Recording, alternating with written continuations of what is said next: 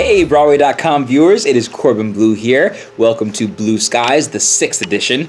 Here's what I've got for you this week. I'm going to take you guys backstage during the show. I'm going to show you my entire backstage track. It's the show within the show. Here you go.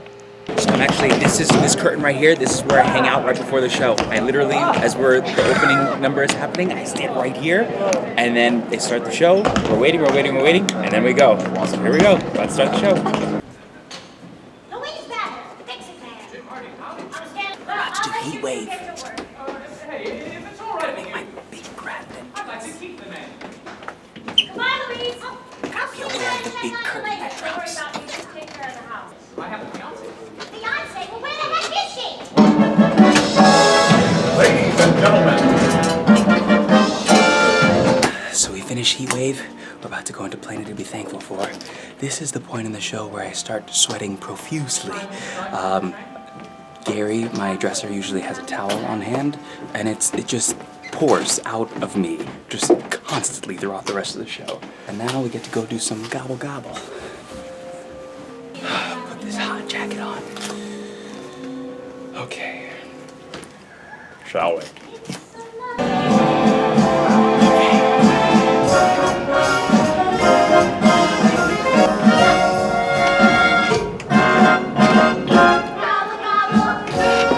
So since this week's episode is all about mid-show stuff, I figured I'd finally get to do my interview with the beautiful Megan Sikora, the last member of our main cast. In the middle of the show. The show is actually happening right now. We just finished Plenty to be Thankful For. And Thanksgiving's over. Thanksgiving's over. The next thing I gotta go do is be drunk, but I still have some time. We got shaking the blues away. They still have Christmas. Got plenty of time. I get to do this whole show with her. It's so awesome dancing with this woman right here, guys. She's just incredible. You're not so shabby yourself. Thank you. You've done tons of different types of characters in dancing shows, but I mean, dancing is like your dancing bread is and my butter, thing. right? That's what I started with. You and I are but I'm the same really with fortunate that I learned how to dance from like an actor's point of view. My teacher, Christine Haynick, who is in Las Vegas now teaching there, she always taught us to dance from a point of view and to have an opinion. And if you're dancing to a song, like what are those feelings? And emote those things with your steps. Use your body. That's your art form. Yeah. You know? When did you start dancing and then when did you start singing? Well, I started dancing when I was 3, but seriously when I was 11. Like, you would have asked me what I was going to do. When I was 11, I was done. That was it. I'm dancing. And I always sang, but I never, like, I was always in the chorus, you know, chamber choir. I'm also a soprano, which doesn't match with being a character or a dancer. So people see me and they want me to belt my face off, and I didn't know how to do that. How many shows have you done? It's my 10th. That's amazing. That's amazing. What are we, 2 weeks away from opening? A week and a half. Week and a half. Week and a half away from opening. And they, of course, are still changing things because we're in previews. And they changed Heat Wave so many times. So many times. I was doing the Broadway flea market this morning, and so many people said, "Oh, I came to your first weekend. You gotta come back. It's totally a different show."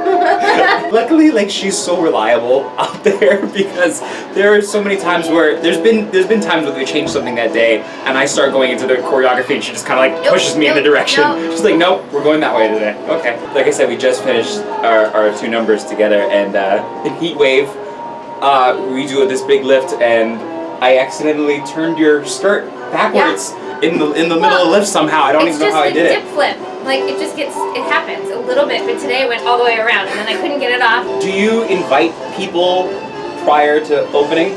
Yeah. You do? Yeah. You tell people to come to previews? I invite my friends in the business who appreciate seeing something at the very beginning and understand like where we're at and understand where we have to go. Yeah, I've had Sash come to the show multiple times, and I have her come with like a notepad, and she like takes notes for me, and that's like, tell me everything I'm doing wrong, please. Just tell I think if I had Barrett, my husband, come all the time, there would be books of notes. 'Cause he's a director at heart.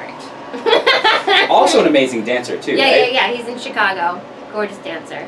She told me he did Moving Out, and that was when I was like, oh, he's a dancer. He's the real thing. I saw that show twice. I'm obsessed with that show. It's really, and really obsessed good. with the music. And I have stupidly adorable for you. He's so freaking cute. Okay, next time we bring him to the theater, I might have to just like have him wave hello to them because He'll be shy, even though he's a ham, but he gets weirdly shy. That is from Barrett. That's not from me. I think that I have to go and start and get dressed Drunked now. up? I gotta go get drunked up. All right, guys. He's drunk. Megan, I thank love you. you. I love you. Mwah. I will see you later. So this is the moment in the show where I get to wear my favorite piece of wardrobe. It's this jacket. I love this jacket so much. This is also the moment where I get to, I think I have my favorite moment in the show. This is when I get to go and crash the party as a very drunk Ted Hanover. I usually like to try to get into character very early. So you guys are going to follow me on my drunk walk to the back of the stage. Let's do it. Come down, lady. Can't go down the stairs. You know who I am? I'm Head Tano. Happy holiday.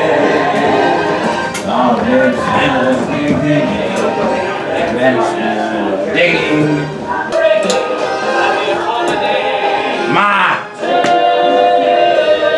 I'm gonna be late for Christmas.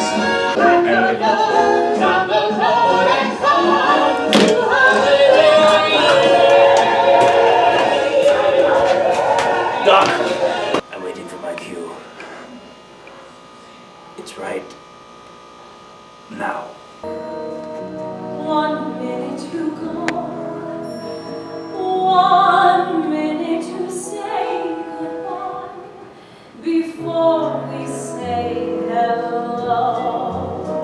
It's intermission, and we are about to start the top of Act 2. The top of Act 2 starts with me waking up after a drunken stupor, and I get to wake up with Megan Lawrence in this tiny little bed. But it's a secret because the audience doesn't know she's in there yet. So we have to sort of prep it by hiding her under the pillow. I'm always worried about smothering her. We have to curl her up. Gotta hide. No Down one- she goes. Goodbye. You know how many millions of dollars little girls would pay to have Corbin laying on top of them? Lucky me. Okay, goodbye. I am now prepped and ready for the part in the show that we call the Ted Hanover Marathon.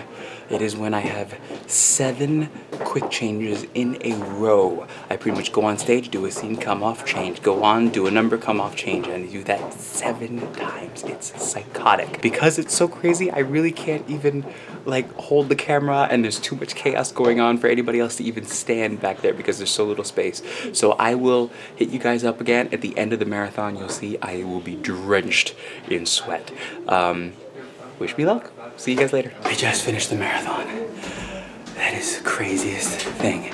It is just a straight shot of craziness, and it all ends with firecrackers. And they keep adding on parts of the firecrackers, so now there's like an entire ensemble that comes in at the end. It's amazing, but it is a lot of work. So now we're about to go into the Hollywood scene. I have my ascot. I'm ready to go be an actor. So something else that happens every single night after the show is this mysterious banging. It's always 4 bangs, and it usually comes on at some point after I'm getting dressed after the show. I'm recording right now because I'm thinking it's about to happen at any point, any second. I've yet to find out what this banging is, and I think I might have to look into that. It might be a nice exploration to do, a little adventure. The mystery of the banging. Whoa.